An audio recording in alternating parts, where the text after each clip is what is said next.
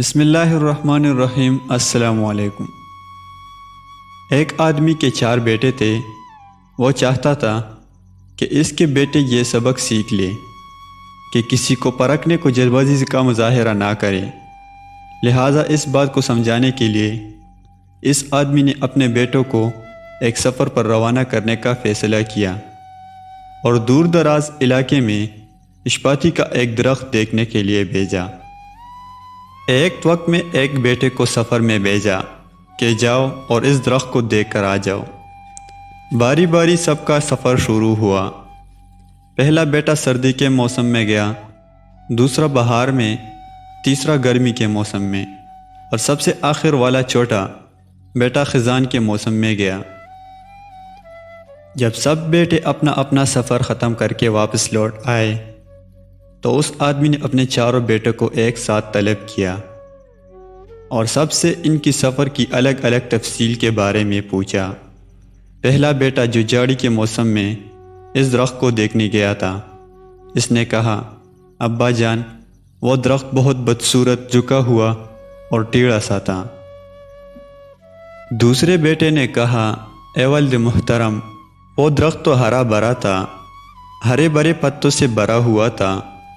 تیسرے بیٹے نے ان دونوں بھائیوں سے اختلاف کیا کہ وہ درخت تو پھولے سے بھرا ہوا تھا اور یہ کہ اس سے حسین منظر پہلے کبھی دیکھا ہی نہیں تھا۔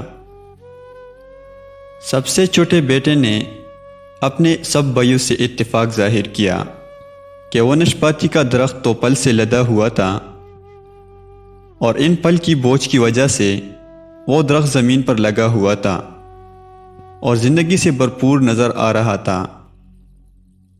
اس سب کے بعد اس آدمی نے مسکرا کر اپنے 4 بیٹوں کی طرف دیکھا اور کہا، تم 4 میں سے کوئی بھی غلط نہیں کہہ رہا، سب اپنی اپنی جگہ درست ہے۔ بیٹے باپ کا جواب سن کر بہت حیران ہوئے کہ ایسے کس طرح ممکن ہے۔ باپ نے اپنی بات جاری رکھتے ہوئے کہا کہ بیٹو، تم کسی بھی درخت یا آدمی کو صرف ایک موسم یا ایک حالت میں دیکھ کر کوئی حتمی فیصلہ نہیں کر سکتے۔ کسی فرد کو جانچنے کے لیے تھوڑا وقت ضروری ہوتا ہے۔ انسان کبھی کس کیفیت میں ہوتا ہے تو کبھی کس کیفیت میں۔ اگر درخت کو تم نے جاڑی کے موسم میں بے رونق دیکھا ہے تو اس کا مطلب یہ نہیں کہ اس پر کبھی پل نہیں آئے گا۔ اس طرح اگر کسی آدمی کو تم فقیری کی حالت میں دیکھ رہے ہو تو اس کا مطلب یہ نہیں کہ وہ آدمی برا ہی ہوگا۔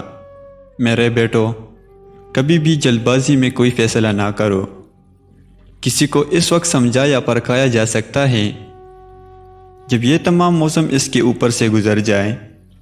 اگر تم سردی کے موسم میں ہی اندازہ لگا کر نتیجہ اخذ کر لوگے تو گرمی کے ہریالی، بہار کی خوبصورتی اور بھرپور زندگی سے لطف اندوز ہونے سے رہ جاؤ گے۔